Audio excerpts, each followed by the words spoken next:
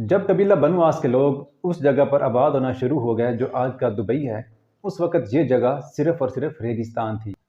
ये Abu Dhabi के control में था और दुबई उस वक़्त मछेरों का एक गाँव कहलाता था। 1894 में कुछ ताजिर यहाँ आकर बसना शुरू हो गया क्योंकि वो जगह टैक्स फ्री थी। वहाँ पे ताजिरों को बहुत कम टैक्स देना पड़ता था, लेकिन वहाँ पे सिर्फ़ एक ही इंडस्ट्री थी और वो थी फ़िशिंग की। 1912 में दुबई की हुक्मरानी शेख सईद बिन अल मखदूम के पास आ गई। इन्हीं को दुबई का फाउंडर भी कहा जाता है। उस वक्त दुबई में पर्ल इंडस्ट्री यानी मोती ढूंढने का काम अरूज पर था। ये 1958 की बात है कि जब दुबई की हुक्मरानी शेख राशिद बिन सईद अल मखदूम के पास आई और उन्हीं को क्रेडिट जाता है कि जिसने दुबई को एक देहात यानी एक गांव से निकालकर एक शहर की जिद्दत से नवाजा। उन्होंने अपना समंदर मजीद गहरा करवाया ताकि वहाँ पे बड़े बड़े बहरी जहाज आकर रुक सकें। वो जानते थे कि तिजारत के लिए, कारोबार के लिए और पैसा कमाने के लिए सबसे इम्पोर्टेंट जो काम था वो था तिजारत इंटरनेशनल लेवल पे। इस काम के लिए उन्होंने अपने समंदरों को मजीद गहरा करवाया। वो जानते थे कि यहाँ पर बड़े बहरी जहाज नहीं आ सकते थे, उनके लिए जगह नहीं थी लंगर अंदाज होने के लिए। और ये वो काम था जिसके लिए दुबई की जो इनकम थी, सालाना इनकम थी, वो कम पड़ गई। यानी उन्होंने अपना सारा पैसा इस काम में, समंदर को गहरा करवाने के लिए उन्होंने इन्वेस्ट कर दिया।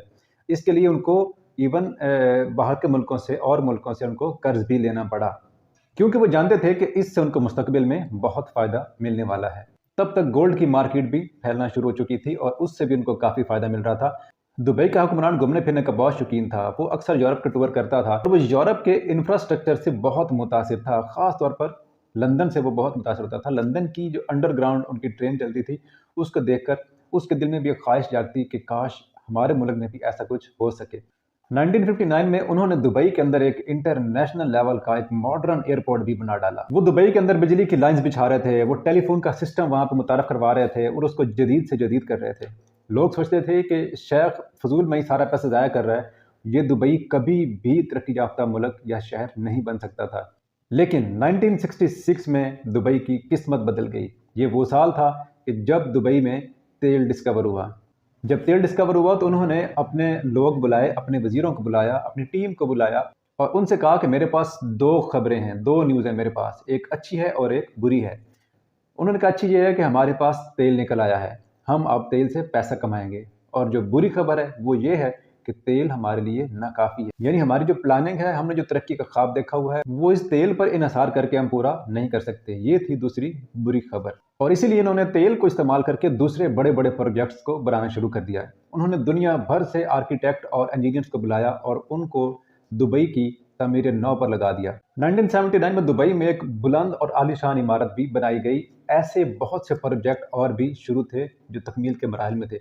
1981 में शेख राशिद बिन अल मखदूम का इंतकाल हो जाता है, वो दुनिया से चले जाते हैं और इस दौरान हुकूमत आती है जो आज के शेख हैं, शेख राशिद बिन अल मखदूम, उनका भी यही नाम था। अब का जो दुबई है इसमें तकरीबन सारा हाथ शेख राशिद बिन अल मखदूम का है, सारा क्रेडिट उनको जाता है। उन्होंने शहर के अंदर बड़ी बड़ी बुलंद कामत इमारतें बनाना शुरू कर दी। वो जानते थे कि तेल पर इन्हिसार करना बेवकूफ़ी होगी, इसलिए उन्होंने कारोबार से पैसे कमाने शुरू कर दिए। यानी वो जानते थे कि तिजारत से पैसा जो कमाएंगे वो हम उसको इस्तेमाल कर सकते हैं अपने मकासद को पूरा करने के लिए, ना कि तेल से।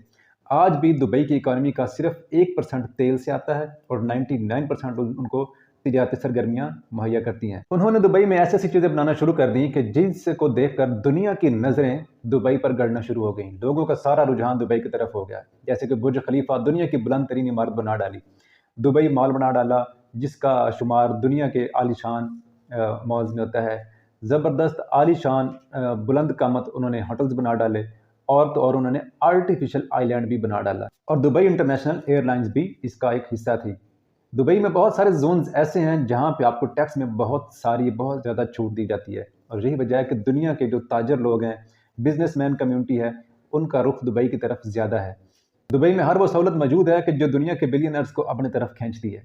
ये थी हमारी आज की वीडियो। अच्छी लगी हो तो लाइक और शेयर कीजिएगा। जिन दोस्तों ने अभी तक हमारा चैनल सब्सक्राइब नहीं किया, बराए मेहरबानी ये छोटा सा लाल बटन है, इसे दबाकर हमारे चैनल पे आ जाएं।